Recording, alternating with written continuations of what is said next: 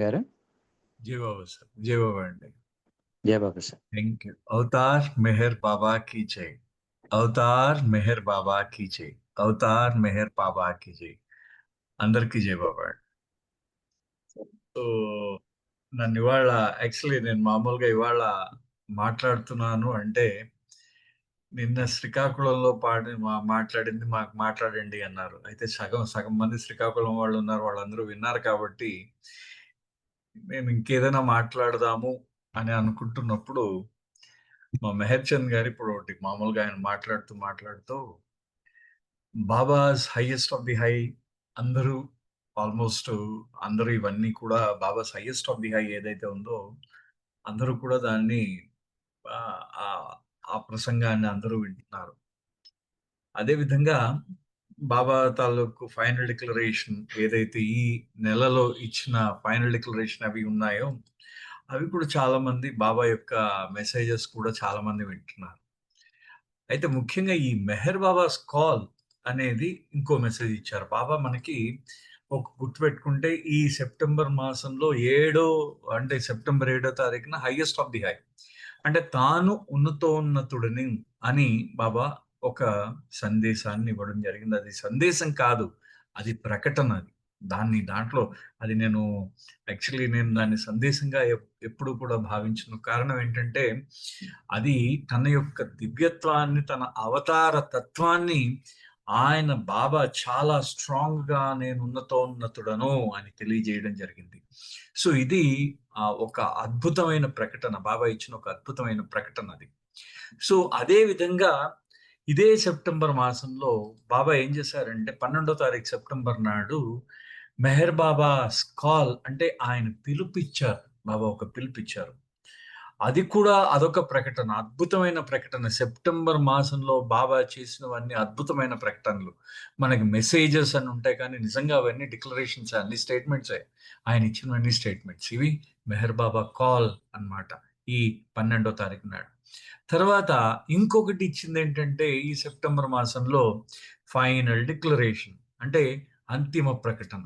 అది 30వ తారీఖు సెప్టెంబర్ 1954లో ఇచ్చారు. సో ఈ మూడు కూడా బాబా మనకేంటంటే ఈ అదే విధంగా 12వ తారీఖు నాడు, సారీ 12వ తారీఖు మర్చిపోయాను నేను. అది 12వ తారీఖు నాడు భగవంతుణ్ణి ఏ విధంగా ప్రేమించాలి, హౌ టు లవ్ గాడ్ అనే విషయాన్ని బాబా ప్రకటన చేశారు. మళ్ళీ 12వ తారీఖు నాడు ఇప్పుడు రెండు ప్రకటనలు అన్నమాట. మెహర్ బాబాస్ కాల్ కూడా 12వ తారీఖు నాడే. నెక్స్ట్ ఆ తర్వాత how to love God Baba part 1 of the message, ఆ సందేశంలో బాబా ఇచ్చిన దాంట్లో పార్ట్ 1 ఏమో how to love God, part 2 ఏమో ఈ మన దాని పేరు ఏంటంటే మెహర్ బాబాస్ కాల్ టైప్ లో వస్తుంది మనకి.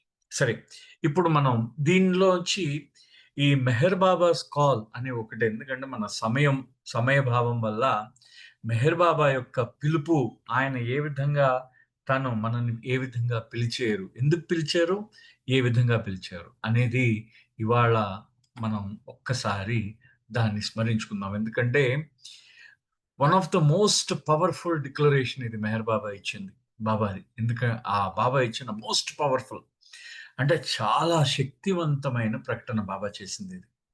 ఇది 3 ఇన్క్రెడిబుల్ వీక్స్ అని చెప్పేసి అప్పుడు జరుగుతున్నప్పుడు బాబా ఇవ్వడం జరిగింది.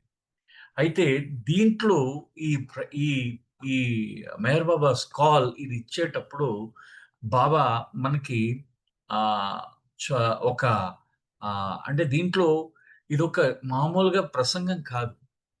ఇది మనం మనం అవతారాన్ని కానీ మనం చూసుకుంటే మనం ఇది మామూలు ప్రసంగం కాదు. ఇదేదో అందరూ ఇచ్చే మామూలు స్పీచ్ కాదు.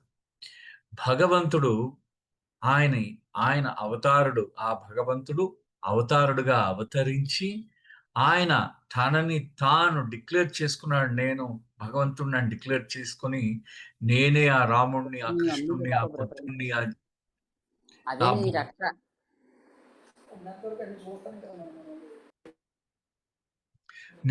నేనే ఆ బుద్ధుణ్ణి, నేనే జీసస్ని, నేనే మొహమ్మద్ అని డిక్లేర్ చేసినప్పుడు ఇచ్చిన ఈ యొక్క ఆ దా- ఈ ఈ ప్రకటన ఏదైతే ఉందో దీనికి కాల పరిమితి లేదనమాట. కారణం ఏంటంటే భగవంతు భగవంతుడు ఎప్పుడూ కూడా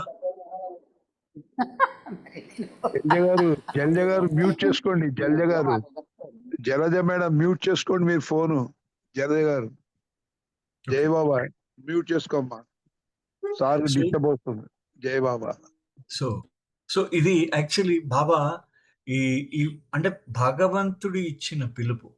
ఈ భగవంతుడు ఇచ్చిన పిలుపుని నేనిప్పుడు ఇది కరెక్ట్‌గా నేను జీసస్ క్రైస్ట్ ఆయన ఆయన మనకు బైబిల్‌లో కరెక్ట్‌గా మాథ్యూలో ఆ 11 మాథ్యూ 11:28 అండ్ 29 దాంట్లో ఖచ్చితంగా చెప్తారనమాట. మాథ్యూ చెప్తూ ఉంటాడు. క్రైస్ట్ చెప్తూ ఉంటాడు. ఏమంటాడు? "Come unto me all you the labour and are heavy laden and I will give you rest. Take my yoke upon you and learn of me for I am meek and lowly in heart yet you will find rest unto your souls" అంటారాయన. అంటే ఇక్కడ ఏం చెప్తున్నారు? మీరందరూ ప్రయాసపడి భారం అంతా మీరందరూ మోసుకొని వస్తున్నారు. మీరందరూ కూడా నా దగ్గరికి రండి. మీరందరూ నా దగ్గరకొస్తే నేను మీకు విశ్రాంతి కలుగజేస్తాను అని అంటున్నారనమాట. అంటే నేను చాలా సాత్వికుడిని. నేను చాలా దీన మనస్సును కలవాడను కాబట్టి మీ కాడి అంటే మీ బర్డెన్స్ మీ బరువులన్నీ ఎత్తుకొని నా వద్దకు రండి అని చెప్పేసి మనకి ఆయన ఈ క్రీస్తు చెప్పడం జరిగింది. అదే విధంగా భగవద్గీతలో శ్రీకృష్ణ పరమాత్ముడు 4వ చూడండి.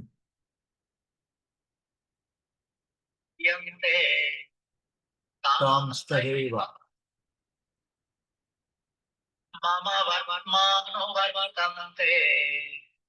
మనుష్య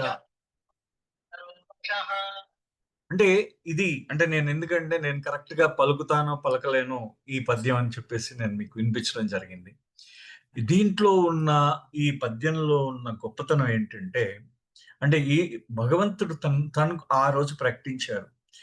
ఏ విధంగా అయితే ఎవ్విధంగా నాకు మీరు అర్పణ అవుతారో, ఆ విధంగా నేను మీకు రెసిప్రొకేట్ అవుతాను. అంటే మీరు నాకు ఏ విధంగా అర్పణ అవుతానో, ఆ విధంగా నేను ప్రతిస్పందిస్తూ ఉంటాను సుమా ఆయన అంటున్నాడనమాట.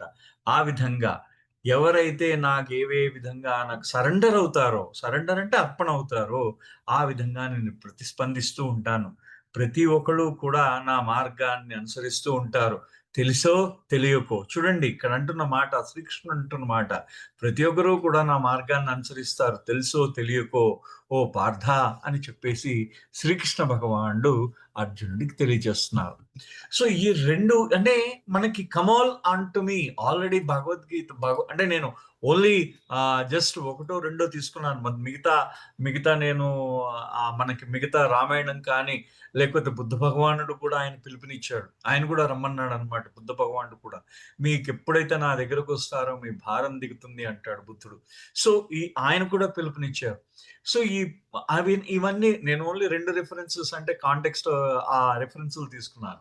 ఇవి ఎంత పవర్‌ఫుల్‌గా ఉంటుందంటే అవతారుడి యొక్క ఏదైతే ఇది మనకి ఈ పిలుపు ఏదైతే ఉందో అది ఎంత పవర్‌ఫుల్‌గా ఉంటుందంటే ఆయన దగ్గరికి రా అంటే ఒక తల్లి పిలుస్తున్నట్టుంటుంది. ఇప్పుడు చూడండి తల్లి ఏం చేస్తుంది?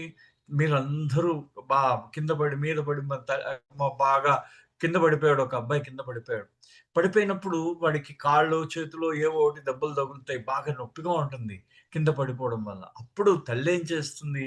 ఆ తల్లి "దా నాన్న దా నా దగ్గరకొస్తే సేద తీరుతావు" అని చెప్పేసి తల్లి ఒక మాట అంటుంది.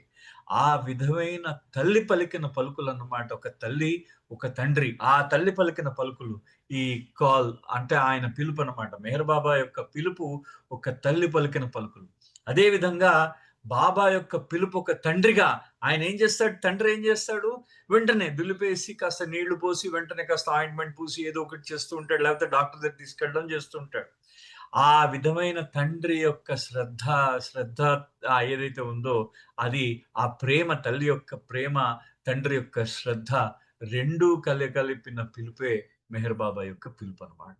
ఎంత అంటే మామూలుగా మనం సాధారణంగా దీన్ని తీసుకోవడం కాదిది.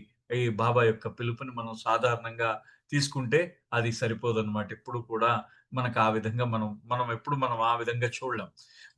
అంటే బాబా అంత పవర్‌ఫుల్‌గా ఇస్తున్నారు. దాంట్లో ఫస్ట్ ఆయన ప్రారంభించింది ఏ విధంగా ప్రారంభించారయ్యా అంటే, ఏజ్ ఆఫ్టర్ ఏజ్ అంటే ఆ యుగాలుగా ఈ విక్ ఆఫ్ రైటియస్‌నెస్ అంటే ధర్మము యొక్క ఆ ధర్మం ఏమవుతుంది కడగంటుతూ ఉంటుందన్నమాట.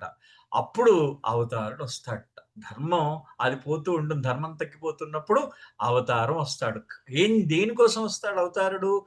టు రికిండిల్ అంటే మళ్ళీ ఆ ధర్మ జ్యోతిని వెలిగించడానికి. ఆయన ధర్మ జ్యోతిని వెలిగించి ఆ ప్రేమ మరియు సత్యము అనే ఆ జ్యోతిని వెలిగించడానికి, ప్రేమ, సత్యము అనే జ్యోతిని వెలిగించడానికి, ఆ ధర్మ జ్యోతిని వెలిగించడానికి అవతారుడు ఉద్భవిస్తాడు. ఇది బాబా చెప్పిన చాలా పవర్‌ఫుల్ స్టేట్మెంట్. చూడండి. అంటే నేను అంటే మనం మామూలుగా ఏదైనా ఒక చిన్న దీపాన్ని మనం చూస్తూ ఉంటే, ఆ దీపము అడుగంటిపోతూ మొత్తం ఆరిపోతూ ఉంటుందన్నమాట. కారణం ఏంటంటే, ఈ గాలొస్తుంది, లేకపోతే అనేక రకాలైన దానికి పడనివన్నీ ఆ దీపం దగ్గరకొస్తే అది ఆరిపోతూ ఉంటుంది. అదే విధంగా ఈ ప్రపంచంలో ఉన్న ఈ ధర్మ జ్యోతి ఏదైతే ప్రేమ మరియు సత్యం ఏదైతే ఉందో, ఆ సత్యం ఈ 2 కూడా ఈ యొక్క హింస వల్ల నిజాయితీ లేకపోవడం వల్ల, అత్యాస వల్ల, లోభత్వం వల్ల, కామం వల్ల, భయం వల్ల మెల్లిగా ఈ జ్యోతి తగ్గిపోతూ ఉంటుందిట. సో, ఈ జ్యోతిని మళ్ళీ ఈ ప్రేమ మరియు సత్యము అనే ధర్మ జ్యోతిని తిరిగి పునరుద్ధరింపడానికి ఆయన ప్రేమ జ్యోతిని మన హృదయాల్లో, మానవ హృదయాలలో ఆయనని వెలిగించడానికి ఆయన దిగొస్తాడు అవతారుడు. కృష్ణుడు మనకిందాక మనం విన్నాం ఓ పార్థ నా దగ్గరికి ఎవరెవరైతే నాకు ఏ విధంగా అయితే సరెండర్ అవుతారో, అర్పణ అవుతారో వాళ్ళకి ఆ విధమైన ఫలితం కలుగుతుంది అంటాడు. జీసస్ క్రైస్తుది కూడా విన్నాం. బుద్ధుడిది కూడా విన్నాం. అయితే ఇక్కడ బాబా అంటే ఇక్కడ మనం చూడండి. కృష్ణుడు ఏం చేశాడు? ఆ మానవాళి అంతా ఆహ్, ఆ యుద్ధంలో, ఆ గందరగోళంలో ఉంటే ముందుకు నడిపించాడు. ఈ యొక్క బుద్ధుడొచ్చాడు. వచ్చి రిచువలిజం అంటే పూర్తిగా కర్మకాండలు మరియు క్రూరత్వము, ఆ దయ, జాలి, కరుణ ఇవన్నీ పోయి క్రూరత్వము, కర్మకాండలు మిగిలాయన్నమాట. దాంట్లో మునిగిపోయిన మానవాళిని బుద్ధుడు ముందుకు నడిపించాడు. అదే విధంగా జీసస్ క్రైస్టు ఇది అధికారము, అన్యాయము అనే మర్చిపోయిన ప్రేమ, ఆ తర్వాత క్షమ ఇవన్నీ లేని ఈ ప్రపంచంలో అంటే అన్యాయం అంటే బాగా అధికారమే అక్కడ రాజ్యం ఏలుతున్నది. అన్యాయం రాజ్యం ఏలుతున్నది. ప్రేమ అనేది అడుగంటిపోయింది.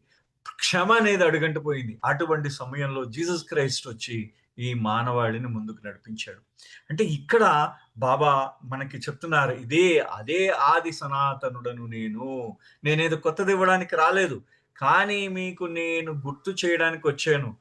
ఏదైతే మార్పు లేనిది ఏదైతే మార్పు లేనిదై ఉందో, ఏది మార్పు ఉండదు? కాలంలో ఎప్పుడూ మార్పు ఉండనిది ఎప్పుడో ఒకటే ఉంటుందది. అది అవతారుడు. ఆయనతో పాటే వచ్చేది మార్పు లేనిది ఒకే ఒక్కటి ఉంటుంది కాలంలో. అదే ప్రేమ. మీరు కరెక్టే గదా! మీరెప్పుడైనా అంతే మీరు ఒక్కసారి అది చూసుకోండి. మనం ఒకసారి చూసుకోండి అది. అంటే మనము ఆది నుంచి మనం పరిశీలించినట్టయితే కాలంలో మార్పు లేనిది ప్రేమొక్కటే. సత్యం అలాగే ఉంటుంది. అవతారుడు సత్యం, ప్రేమ సత్యం, అవతారుడు సత్యం. ఆ 2 మాత్రమే అవే సత్యం. ఇంకేది మిగతాదేమీ సత్యం కాదు. కూడా మార్పు లేనిది ఈ రెండే అని బాబా మనకి చెప్పకనే చెప్పారు దీంట్లో. అది అన్నమాట ఇక్కడ. సో, ఇక్కడ బాబా ఏం పిలుపునిచ్చారు? నా దగ్గరికి రండి. అంటే ఏ విధంగా? మీరు నా దగ్గరకొస్తే పవిత్రులైపోతారని కాదు. సో, లేపోతే మీరు ఈ మతానికి చెందినవారైతేనే నా దగ్గరకొస్తారని కాదు. బాబా ఏం పిలుపునిచ్చారు? నా దగ్గరికి రండి ప్రతి ఒక్కరికి. పాపుకి, పుణ్యానికి, పేదవాడికి, ధనికవాడికి, వాడిని నమ్మేవాడికి, నమ్మని వాడికి ప్రతి ఒక్కడికి కూడా నా దగ్గరికి రండి. అంటే ఇక్కడ భగవంతుడు అంటే ఇక్కడ ఆయన ప్రతి ఒక్కరిని కూడా తన దగ్గరకొచ్చి నా దగ్గరకొచ్చి సేద తీర్చుకోండి అని అని చెప్తున్నారు. ఇక్కడ మనకు కావాల్సిందేంటంటే త్రికరణ శుద్ధిగా మనం ఏదైతే ఆయన్ని ఆశించడం కావాలి. మనం ఇక్కడ రాముడు యొక్క ఆ మా వాల్మీకి యొక్క ఆ కథను మనం చూడొచ్చు. అది మరా మరా అనుకుంటున్నాడు. ఆ మరా మరా ఏమైంది? రామ రామ అయిపోయింది మొత్తానికి. సో మొత్తానికి ఆ రామ రామ కింద మారిపోయి ఆ ఆ యొక్క రామ అనే మాట మీద అతనికి ప్రేమ పెరిగిపోయి, ఆ ప్రేమ అంటే రోజు రోజుకి రామ రామ అంటూ ఉండేసరికి ఇంకా రోజు రోజుకి ప్రేమ పెరిగిపోయిందనమాట. ఆయనలో ప్రేమ నిండిపోయింది పూర్తిగా. ఎప్పుడైతే ఆయనలో ఆ ప్రేమ నిండిపోయిందో అప్పుడు భగవంతుడి యొక్క ఆయనకు అర్థమైందనమాట. అంటే అలాగా ఆయన బాగా మొండిగానే ఆయన ముందు మొండిగానే కూర్చున్నాడు. కానీ రామ రామ అని మరా మరా నుంచి రామ రామ అనంగానే ఆ మొండితనం అంతా ప్రేమ కింద మారిపోయి అతనిలో మార్పొచ్చింది. అది బాబా ఇక్కడ అంటున్నారు. అంటే ఏ విధంగా అయితే ఒక బోయవాడు వాల్మీకి అయ్యాడో, అదే విధంగా మనకి మానవుడు ఈ గుణములతో, ఈ అరిషడ్ వర్గాలతో నిండి ఉన్న మానవుడికి నువ్వు నా దగ్గరకొస్తే నువ్వు ఆ సత్యాన్ని, ప్రేమని తెలుసుకునే అర్హత నీకొస్తుంది అనే భావాన్ని బాబా ఖచ్చితంగా మనకి చెప్పడం జరిగిందనమాట. సో ఎంత గొప్పగా చెప్తున్నారు చూడండి. ఈయన బాబా అన్నమాట. అయితే బాబా మాటలకి మనం ఏ విధంగా ప్రతిస్పందిస్తున్నాం? ఇదంతా కూడా ఈ మెహర్ బాబా కాల్‌లోనే ఉంటుంది. అంటే నేను ప్రతి సెంటెన్స్‌కి నేను చెప్పట్లేదు. నేను ఓన్లీ తెలుగు దానికి జస్ట్ తెలుగు ఇదే ఇస్తున్నాను. సో, ఇక్కడ బాబా ఏం చేశారంటే, ఈ నా పిలుపు కొద్ది మందికి ఏమవుతుంది? వాళ్ళ భగవంతుడు ప్రేమలో ఉన్న వాళ్ళందరూ థ్రిల్లింగ్‌గా ఫీల్ అవుతారట. అంటే అంటే వాళ్ళందరూ కూడా ఏ విధంగా అంటే దానికి వాళ్ళు గొప్ప అంటే పులకరింతకు గురవుతారన్నమాట. భగవంతుడి యొక్క ఆ పిలుపుకి పులకరింతకు గురవుతారట. కొంతమంది భయోత్పాతం కలిగిస్తుంది కొంతమందికి ఈ పిలుపు. అయితే కొంతమంది పూర్తిగా వాళ్ళకి అర్థం కాదు. మతిపోతుందట. ఇది బాబా అన్న మాటలే దాంట్లో. This time honoured call of mind thrills the heart of those who have patiently endured all in their love for God. అక్కడ చూడండి ఆయన అవతారుడు మాటలు ఎంత డైరెక్ట్ గా ఉంటాయంటే అవి మీ హృదయంలోకి చొచ్చుకొని పోతాయన్నమాట ఆయన మాటలు. సో ఇక్కడ ఆయన చెప్తున్న మాటలు చూడండి. కొంతమందికి పులకరింతని కలగజేస్తే ఎందుకని వాళ్ళు ఎదురు చూస్తున్నారు ఈ మాట కోసం. ఇప్పుడు అంతే కదా, సపోజ్ మీరు మీ అబ్బాయి కోసం అమ్మాయి కోసం ఎదురు చూస్తున్న సమయంలో ఎంతో సేపు చాలా రోజులు ఎదురు చూస్తారు. అటువంటి ఎదురు చూసే సమయంలో ఒక్కసారి మీకు వాళ్ళు దగ్గరికి రాగానే మీకేమనిపిస్తుంది? ఎంత హాయిగా పులకరిస్తారు. అబ్బా, ఆనందంతో పులకరింత కదా అది. ఆనందపు పులకరింత అంటాం మనం దాన్ని. ఆనందంతో వెళ్ళి వాళ్ళ ఆలింగనం చేసుకుంటాం. సో ఇది ఆ పులకరిస్తారట కొంతమంది భయంతో, కొంతమంది అలా ముడుచుకుపోతారు, కొంతమంది భయంతో. కారణం ఏంటి? అయ్యో, నాలో ఉన్న దుర్గుణాన్ని తను గుర్తించి నన్ను పిలుస్తున్నాడే అనే భావన కొంతమందికి ఉంటుంది. ఖచ్చితంగా ఉంటుంది కదా. సో ఈ విధంగా కొంతమంది ఆ భయంతో వాళ్ళు ఏం చేస్తారంటే వాళ్ళ ఆ భయంతో వాళ్ళు కొంతమంది ముడుచుకుపోతూ ఉంటారు.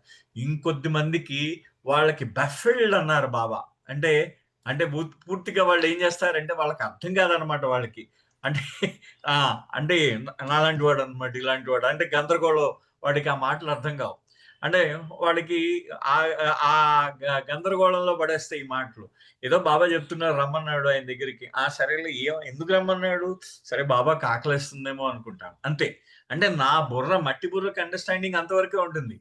కారణం నేను ఆయన మాటలు కమాల్ ఆన్ టు మీ అనే మాటని నేను తప్పుగా అర్థం చేసుకుంటాను. ఇప్పుడు అంతే కదా. ఇప్పుడు మూడు డిఫరెంట్ పదాలు ఉన్నాయి. ముగ్గురు వ్యక్తులు. ఒక వ్యక్తి ఆధ్యాత్మిక మార్గంలో బాబాని చాలా ప్రేమించాడు అతను. అటువంటి వాడు బాబా పిలుపుని విని అబ్బా, థ్యాంక్స్ బాబా, నువ్వు పిలిచావు ఇన్నాళ్ళకి అనుకుంటాడు. రెండో వాడు ఏంటంటే ఇతను కొంచెం ఎక్కువగా అన్యాయం చేస్తూ ఉంటాడు. ఇలాంటి వాడు, అమ్మా బాబా నేను అన్యాయం చేస్తున్నాడని నా కోసం నన్ను పిలిచాడు, నన్ను దగ్గరికి రమ్మంటున్నాడు అనే భావన రెండో వాడికి ఉంటుంది. మూడో వాడు మట్టి బుర్ర. వాడికి ఏంటంటే ఎందుకు పిలిచాడు బాబా, ఎందుకో పిలిచుంటాడులే, నాకేదో ప్రసాదం పెట్టడానికి పిలిచుంటాడు అనుకుంటాను. సో ఇది ఇన్ని రకాలుగా బాబా అన్నమాట. నిజంగా అంతే కదా. కొద్దిమంది ఆ భగవంతుడి యొక్క పిలుపుకి ఆనందిస్తారు. వాళ్ళ యొక్క హృదయాలు పులకరిస్తాయి. ఒక పిల్లవాడు తల్లి దగ్గరికి వెళ్తుంటే ఏ విధంగా ఉత్సాహంతో పరిగెడతాడో ఆ విధంగా పరిగెడుతూ ఉంటారు. కొద్దిమంది వాళ్ళ యొక్క తప్పులు వాళ్ళు జీవితంలో చేసిన తప్పులు అవతారుడు ఎత్తి చూపుతాడేమో, ఆయన దాన్ని దండిస్తాడేమో అని భయపడుతూ ఉంటారు. ఇంకొద్ది మందికి ఈ యొక్క పిలుపు అర్థం కాక వాళ్ళు బుర్రగొక్కుంటూ ఉంటారు. కానీ బాబా ఏమంటారంటే, బాబా ఇక్కడ అంటున్న మాట, నేను వీళ్ళందరి కోసం వచ్చాను. నా కోసం రాలేదు. ఎందుకొచ్చాను వీళ్ళందరి కోసం? Out of my infinite compassion. ఇక్కడ బాబా వాడిన పదం చూడండి. ఇన్ఫనైట్ కంపాషన్ అంటే అనంతమైన కరుణ గలవాణ్ణి నేను కాబట్టి, ఆ కరుణ వలన ఆ దయాళుత్వం నాది. అనంతమైన కరుణ, మామూలు కరుణ కాదు. అనంతమైన కరుణ జాలి కలవాణ్ణి కాబట్టి మిమ్మల్ని మీకోసం నేను వచ్చాను నాయన, నా కోసం రాలేదు. సో ఆయన వచ్చాడు, మన కోసం వచ్చాడు. సో ఇప్పుడు సపోజ్ ఫర్ ఎగ్జాంపుల్, అంటే just for example, Narendra Modi గారు మన ఇంటికి వచ్చారు అనుకున్నాం. అయితే నరేంద్ర మోడీ గారు వస్తే ఎలా ఉంటుంది? మనం ఏం చేయాలి? అంటే వెనకాతల ఒక పెద్ద పటాలం అంతా వస్తుంది. ఫస్ట్ ఒక పైలట్ వస్తాడు, తర్వాత మొత్తం ఆయన తాలూకు సెక్యూరిటీ అంతా వస్తుంది. సో ఇలా వచ్చిస్తే నరేంద్ర మోడీని మీ ఇంట్లో ఏం చేస్తారంటే, మీ ఇంటి ముందు రెడ్ కార్పెట్ వేసి ఆహ్వానిస్తారు. అదే నరేంద్ర మోడీ మామూలుగా చిరిగిపోయిన ప్యాంటు, చిరిగిపోయిన షర్ట్ వేసుకుని, పిచ్చి జుత్తు అంతా చెరుపేసుకొని మీ ఇంటి ముందు నించుంటే మీరు కనీసం ముఖం కూడా చూడరు, పప్ప అంటారు. సేమ్ నరేంద్ర మోడీ. అంటే నరేంద్ర మోడీ తనని తాను ప్రకటించుకోకుండా ఆయన ఏం చేస్తారు? అంటే ఇక్కడ మీకు ఏం చేస్తున్నాడంటే, అంటే మీరు ఒక వ్యక్తిని ఫస్ట్ మీరు ఏం చేస్తున్నారంటే, అతని దుస్తులు బట్టో, అతని సాంఘిక స్థితిని బట్టో అతన్ని మీరు జడ్జి చేసేస్తున్నారు.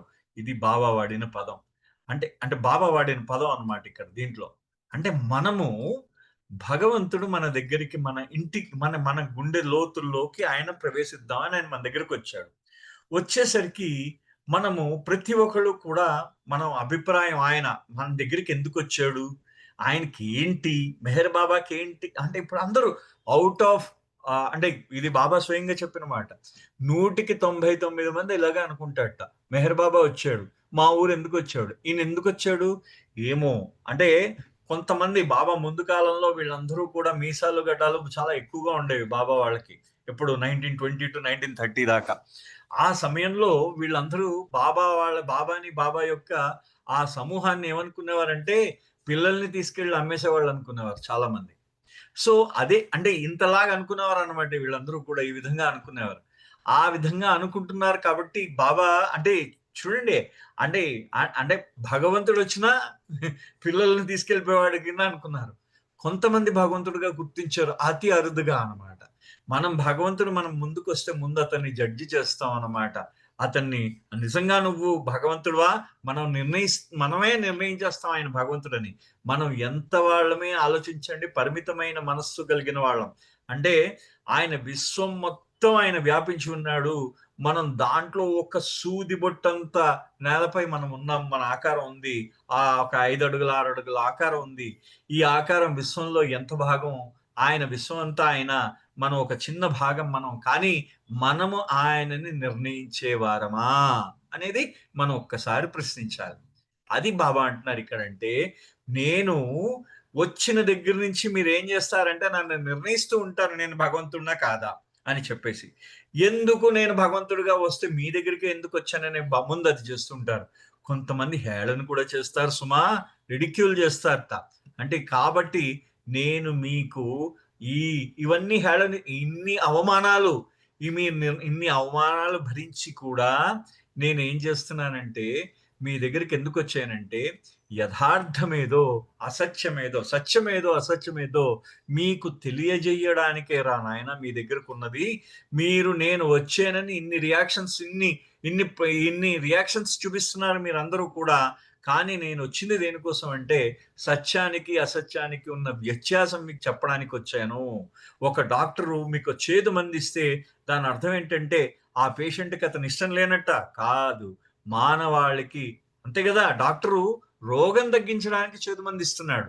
అది గ్రహించాలి. రోగి గ్రహించినాడు అతను రోగం తగ్గుతుంది. తగ్గకపోతే ఆ రోగంతో అతను బాధపడుతూ ఉంటాడు. అదే విధంగా అవతారుడు కూడా మానవాళికి ఈ చేతమందైనా సరే అతను సత్యాన్ని చెప్పడానికి వస్తాడు. మొదట్లో మొదట్లో ప్రజలు దాన్ని వ్యతిరేకిస్తారట బాబా అన్న మాటలు చూడండి అని చెప్తూ ఇక్కడ బాబా అంటున్నారు. ఇక్కడ ఒక మాట చెప్తారనమాట. అంటే strength begets humility వేరాస్ modesty speaks weakness. ఇక్కడ బాబా వాడిన ఈ పదాలు చాలా ఇదనమాట. అంటే నీ బలం దేంట్లో ఉంటుందంటే హ్యూమిలిటీ అన్నారు బాబా. అంటే నిజమైన వినయం అన్నమాట. నీ అణుకువ దేంట్లో ఏ విధంగా ఉంటుందంటే, అంటే సద్వినయము అంటాం దీన్ని. సద్వినయము అని అంటూ ఉంటాం. ట్రూ హ్యూమిలిటీ అంటే మంచి నమ్రత, సద్వినయము అంటాం. ఇది ట్రూ హ్యూమిలిటీ అంటే సద్వినయము అనేది ఎప్పుడు నిజమైన వినయం. సద్వినయము అనేది ఎప్పుడు వస్తుందంటే తెలుసా నాయన నీకు, అది నీ బలం. బలం ఏం చేస్తుందంటే నీ సద్వినయం వస్తుందన్నమాట. నీకు బలం వలన నీకు ఎప్పుడైతే నువ్వు బలవంతుడు అయి ఉండొచ్చు కాక కానీ నీకు అది సద్వినయం, నీ బలం ఏం చేస్తుంది? నిజంగా నువ్వు బలవంతుడు అయితే అది సద్వినయాన్ని పుట్టిస్తుంది నీలో. నిజంగా నువ్వు బలవంతుడు అయితే సద్వినయం ఉంటుంది నీలో. అదే విధంగా మోడెస్టీ స్పీక్స్ వీక్నెస్. ఇక్కడ బాబా వాడిన పదం మోడెస్టీ అంటే ఇక్కడ మనం తెలుసుకోవాల్సింది రెండు కూడా వినయంలాగే ఉంటాయి. రెండు కూడా వినయము అనుకోలాగే ఉంటాయి. కానీ తెచ్చిపెట్టుకున్న వినయం అన్నమాట మోడెస్టీ అంటే. తెచ్చిపెట్టుకున్న వినయం అంటే చిన్న పిసరు మనం అవతల అంటే మనం చూసారా, మనం ఏం చేస్తూ ఉంటే సింపుల్ గా ఉండడానికి అవతల వ్యక్తుల ముందు మనం అంతా బాబా అదే అండి, అంతా బాబా దాని ప్రకారమే చేస్తూ ఉంటామని చెప్తూ ఉంటాం. మళ్ళీ మన బ్రెయిన్ కూడా మనం బాగా వాడేస్తూ ఉంటాం అనమాట దాంట్లో. సో అది చెప్తున్నారు. అంటే తెచ్చిపెట్టుకున్న వినయము పనికిరాదు, సద్వినయము మాత్రము నిన్ను, అంటే నువ్వు నిజంగా బలవంతుడు అయితే ఆ సద్వినయం నిన్ను రక్షిస్తుంది. నిజంగా నువ్వు ఏదైనా వినయం నటిస్తున్నావు అనుకో, అది నీ బలహీనత అని చెప్పేసి అంటారు. అంటే ఈ వినయము రెండు ఒకటి కాదు సుమా. సో సద్వినయం, నిజమైన వినయం ఏమవుతుందిట, అది సహజంగా, అది నీ గొప్పతనం అన్నమాట. అది సహజమైన గొప్పతనం అంట మనిషిలో. వాడు గొప్పవాడు అయి ఉండొచ్చు, వాడు ఏం చేస్తాడు, నేను అనే మాట ఉండదు. కానీ ఈ ఫాల్స్ మోడెస్టీ అనేది ఉంటుంది. ఇది తెచ్చిపెట్టుకున్న వినయం ఏదైతే ఉంటుందో, మనము వినయంగా నటిస్తూ ఉంటాం కానీ అది మనం వినయంగా ఉన్నాం, అహంకారం మనలో ఎక్కడో పొడిచూపుతూ ఉంటుంది. అది నీ బలహీనత, దట్స్ యువర్ వీక్నెస్ అంటారు. అంటే ఇక్కడ బాబా వాడిన ఆ రోజు బాబా వాళ్ళకి ఇచ్చిన ఒక మంచి ఎగ్జాంపుల్ ఏంటంటే, ఒక చెట్టు ఉంటుంది, ఆ చెట్టు నిండా ఫ్రూట్స్ ఉంటాయి, అంటే పళ్ళు ఉంటాయి. ఆ పళ్ళు ఉన్నప్పుడు చెట్టు ఏ విధంగా ఉంటుంది, అది దానికి అంటే ఒక చెట్టు పళ్ళు కాసిందంటే ఆ చెట్టు యొక్క బలాన్ని సూచిస్తుంది. కరెక్టే కదండి. ఒక చెట్టు పళ్ళు కాస్తే ఆ చెట్టు యొక్క బలాన్ని సూచిస్తుంది. అటువంటి బలమైన చెట్టు నిండా పళ్ళున్న రోజున ఆ చెట్టు వంగి ఉంటుంది. కానీ ఒక చాలా బలహీనమైన ఆ చెట్టు కానీ, అంటే ఇప్పుడు చూడండి, ఆ బలహీనంగా ఉంటుంది. ఏది, మొక్కజొన్న కండె లాంటి చెట్లు ఉంటాయి. అది ఒకే ఒక్క కండు ఉన్నా కానీ అది గొప్పగా నించుని ఉంటుందన్నమాట. వీక్, అది చాలా బలహీనమైంది, అది చాలా సున్నితమైందనమాట. దాన్ని ఏం లేదు, ఇలా వంచేస్తే విరిగిపోతుంది మీకు. సో అది తెచ్చిపెట్టుకున్న వినయం ఏదైతే ఉందో అది ఎప్పుడూ కూడా ఫ్రెజైల్ గా ఉంటుందిట. బాబా అంటారు దాన్ని ఫ్రెజైల్ గా ఉంటుంది. అంటే అది ఎప్పుడూ కూడా మీకు అంటే గ్లాసు అంటే పెళుసుగా సున్నితంగా ఉంటుందన్నమాట. అది చాలా వెంటనే సులువుగా విరిగిపోతుంది అనమాట ఫ్రెజైల్ అంటే. సో ఆ విధంగా ఉంటుందిట మనం తెచ్చిపెట్టుకున్న వినయం. సో బాబా ఏమంటారంటే ఆ విధంగా ఉండండి, అంటే నిండు కుండలాగా ఉండండి. ఏదో సగం కుండ ఎక్కువ, ఏదంటే నిండు కుండ శబ్దం చేయదు, సగం కుండ ఎక్కువ శబ్దం చేస్తుంది అన్నట్టు, నిజమైన వినయం ఏంటంటే తనని తాను బయటికి చెప్పుకోదు. అది దానంతట అదే మెరుస్తూ ఉంటుంది. అది అప్రయత్నపూర్వకంగా వస్తుంది. మీకు నిజాయితీ ఉంటే అదే వెల్లువిరుస్తూ ఉంటుందిట బయటికి. సో కాబట్టి అక్కడ బాబా వాడిన పదం ఏంటంటే, only he who is truly great can be really humble అన్నారు బాబా.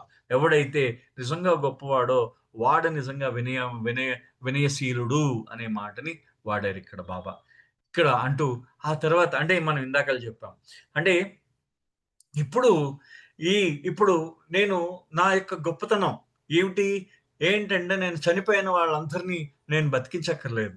కానీ నేను నా యొక్క ఆహ్, నేను నేను నా యొక్క అంటే నా గొప్పతనం ఏంటంటే, నా గొప్పతనం నేను చచ్చిపోయిన వాళ్ళని బతికించడంలో లేదుట. ఏది ఆయన యొక్క ఆయనకి జరిగిన గొప్ప అవమానంలో ఆయన మొత్తం అందరి చేత ఆయన గొప్పతనం ఎక్కడుంది? మెహర్ బాబా యొక్క గొప్పతనం ప్రతి ఒక్కడి చేత ఆయన అపహాస్యం చేయబడ్డాడు. ప్రతి ఒక్కడి చేత అప్పుడు చూడండి, సుబ్రహ్మణ్యం ఉన్నాడు. సుబ్రహ్మణ్యం ఏం చేస్తున్నాడు? మెహర్ బాబా భగవంతుడా అనే విషయాన్ని ఆయన ఆయన పరిశీలిస్తున్నాడు. సుబ్రహ్మణ్యం తాలూకు అర్హత ఏముంది మెహర్ బాబాని పరిశీలించడానికి? ఆయన భగవంతుడా కాదా అని చెప్పడానికి ఆ సుబ్రహ్మణ్యానికి ఉన్న అర్హత ఏమిటి? అర్హత ఏమిటి? నా అర్హత ఏమిటి అసలు? అసలు నా అర్హత లేదు. ఆయనకి నాకు కంపారిజన్ లేదు. అటువంటిది నేను ఆయన భగవంతుడా కాదా అనే విషయం మీద నేను మాట్లాడడం దానంత మూర్ఖత్వం ఇంకోటి ఉండదు. అంటే ఆయన అవమానింపబడ్డాడు. ఆయన హింసింపబడ్డాడు. ఆయన సిలువ వేయబడ్డాడు. అంటే భగవంతుడు ఇదంతా దీనన్నిటినీ సహించడమే అతి గొప్ప వినయం అన్నమాట. అది ఆయన గొప్పతనం. భగవంతుడి గొప్పతనం అంట. అంటే ఆయన ఆ అవమానాలు, ఈ హింస, ఈ సిలువ వేయబడ్డం వీటన్నింటిని భరించగలగడమే భగవంతుడి యొక్క గొప్పతనంగా బాబా చెప్తున్నారు. చూడండి, అది ఒక్కసారి మనం ఒక్కసారి ఆలోచిస్తే అది నిజమే అనిపిస్తుంది. అంటే మనం చూడండి, అంటే బాబా అంటారనమాట. అంటే నేను మిరాకిల్స్ అంటే మహిమలు చేయడంలో గొప్పతనం లేదు. అదే విధంగా వేల మందికి నేను భోజనం పెట్టడంలో గొప్పతనం లేదు. చచ్చిపోయిన వాళ్ళని బతికించడంలో గొప్పతనం లేదు. ఇది కాదు. ఎక్కడుందిట గొప్పతనం? జీసస్ క్రైస్ట్ సిలువ వేయడం తర్వాత చెప్పాడు. ఏమని చెప్పాడు? బా దేవు తండ్రి వీళ్ళందరినీ క్షమించు. కారణం వాళ్ళు ఏం చేస్తున్నారో వాళ్ళకి తెలియదన్నాడు జీసస్ క్రైస్ట్. అది క్రైస్ట్ యొక్క గొప్పతనం. అది నేను సఫరింగ్ అంటే బాబా అంత మౌనంలో ఆయన ఎంతో వేదన అనుభవించాడు. అది ఆయన గొప్పతనం, మెహర్ బాబా గొప్పతనం. అంటే నిజమైన బలం ఎక్కడ ఉంటుందంటే అవతల వాళ్ళ మీద అధికారం చెలాయించడం కాదు. ఆ ఆ అధికారాన్ని ప్రేమతో అధికారాన్ని సహించడంలో ఉందిట గొప్పతనం. అది బాబా చెప్పిన విషయం దీంట్లో. ఆ తర్వాత నిజంగా ఈ ఏకత్వం నిజంగా ఇప్పుడు అంటే బాబా అంటున్నారు. అంటే నేను నా దివ్యాధికారంతో చెప్తున్నాను అని అంటారన్నమాట ఇక్కడ. మీరు నేను వేరు కాదు, మనిద్దరం ఒకటే. మన ఇద్దరి మధ్యన ఏ విధమైన తేడా లేదు. నువ్వు వేరే నేను వేరే కాదు. నువ్వు వేరు కాదు. You and I are not you and I I tell you with my divine authority that you and I are not we but one. నువ్వు నేను వేరు కాదు, బట్ మన ఇద్దరం ఒకటే అని చెప్పేసి బాబా అంటూ, అంటే ఆయన ఇక్కడ ఒక మాట అన్నారు. ఆ డ్రాప్, ప్రతి ఒక్క చుక్క, ఆ సముద్రంలో ఉన్న ప్రతి ఒక్క బిందువు కూడా తాను బిందువుని అనుకుంటుంది. ఒక్కసారి ఆ సముద్రంలో చేరిన తర్వాత అప్పుడు దానికి అర్థమవుతుంది నేను ఈ సముద్రాన్ని అని. సో మనం ఈ సపరేషన్ అంటే మన ఇద్దరం వేరే అయిపోయాం అన్నమాట. మన ఇద్దరం కూడా మన ఇద్దరం ఎందుకు వేరయ్యాం? నువ్వు పరిమితం అయిపోయావు, నేను అపరిమితుణ్ణి. నువ్వు ఎప్పుడైతే వచ్చి నాలో చేరుతావో అప్పుడు నీకు అర్థమవుతుంది మన ఇద్దరం వేరు కాదని అని చెప్పేసి బాబా అంటారనమాట. అంటూ ఇక్కడ బాబా అంటే తన దివ్యాధికారంతో చెప్తూ ఆయన ఏం చెప్తున్నారంటే, నేను నీకేమిస్తున్నాను అంటే నువ్వు నీ దగ్గర ఉన్న గొప్పతనం ఏంటంటే, నేను నీకు ఇచ్చేది ఏంటంటే, ఎవడు అంటే బాబా తన పిలుపునిచ్చారు. ఇస్తూ తానెవరో తనకు తెలియజేస్తూ మనమెవరో మనకు తెలియజేస్తున్నారు ఈ పిలుపులో. చూడండి, అంటే ఇప్పుడు ఏమనంటున్నారంటే ఆయన, ఎవడికైతే నిజంగా భగవంతుడిపై ప్రేమ ఉండదో వాడు అతి పేదవాడు.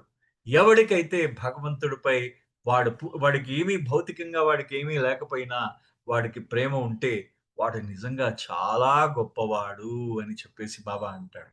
అనేసి సెయింట్ ఫ్రాన్సిస్ ఆఫ్ అసిసి గురించి చెప్తారనమాట బాబా ఇక్కడ. అంటే ఆయన సెయింట్ ఫ్రాన్సిస్ ఆఫ్ అసిసి లాగా నువ్వు భగవంతుణ్ణి ప్రేమించగలిగితే నువ్వు నన్ను చేరుకున్నట్టే అనే మాటని బాబా వాడారు ఆ రోజు. అని వాడుతూ అంటే అప్పుడు బాబా తనని తాను డిక్లేర్ చేస్తున్నారనమాట. ఒక డిక్లరేషన్, ఒక ప్రకటన చేశారు. Love for God alone can annihilate the falsity of limited ego. నీ యొక్క ఈ పరిమితమైన అహంకారము, అసత్యపు అహంకారం ఏదైతే ఉందో దాన్ని పూర్తిగా నాశనం చెయ్యగలిగేది ఒకే ఒక్క శక్తి. అది ఆ భగవంతుడి యందు ఉన్న ప్రేమ మాత్రమే. కాబట్టి ఈ నీలో ఉన్న అహంకారాన్ని ఆ భగవంతుడి యందున్న ప్రేమతోనే నాశనం చేయగలవు. ఇంక దేనితోనూ నాశనం చేయలేవు. కానీ నీ అహంకారం పోకుండా నీ మనస్సు చాలా ప్రతిఘటిస్తూ ఉంటుందిట. కానీ ఎప్పుడైతే నీకు భగవంతుడి యందున్న ప్రేమ నీలో ప్రవేశించిందో ఈ అహంకారాన్ని కాల్చేస్తూ ఉంటుంది అని అని చెప్తుందనమాట. అంటే బాబా ఇక్కడ వాడిన ఒక చిన్న ఇన్సిడెంట్ ఏంటంటే, ఒక మాత్ అంటే మనకి ఆ దీప పురుగు ఉంటుంది. అది ఏం చేస్తుంది, ఆ దీపం పురుగు ముందు అది దీపం దగ్గరికి వెళ్ళడానికి సందేహిస్తుంది. మొత్తానికి ఆ దీపంలో తనకి తాను దూకేసి తనను తాను అర్పించుకున్న ఆ దీపానికి అది మొత్తం అది హారతైపోతుందన్నమాట. ఇది ఈ విధంగా ఉండాలట. ఆత్మ ఆ విధంగా భగవంతుడి ప్రేమలో లీనమైపోతే, ఆయనలోనే ఇంక మనం లీనమైపోతే ఇంక అదే మనకు అంతిమ విజయం అని చెప్పేసి అంటున్నారు. అంటే ఇక్కడ బాబా మనకు ఒక ప్రాక్టికల్ ఇక్కడ గైడ్‌లైన్స్ ఇచ్చారనమాట. ఏమని చెప్తారంటే, మీరు చాలా స్వచ్ఛంగా ఉండండి. అంటే ప్యూర్ అంటే మీరు ఏ విధమైన కల్మషం లేకుండా ఉండండి. ఇక్కడ బాబా చెప్పే పరిశుద్ధంగా ఉండడం అంటే కల్మషంగా ఉండడం, కల్మషం లేని వాళ్ళే ఉండడం. కల్మషం లేని వాళ్ళే ఉండండి. సింపుల్‌గా అతి సాధారణంగా ఉండండి.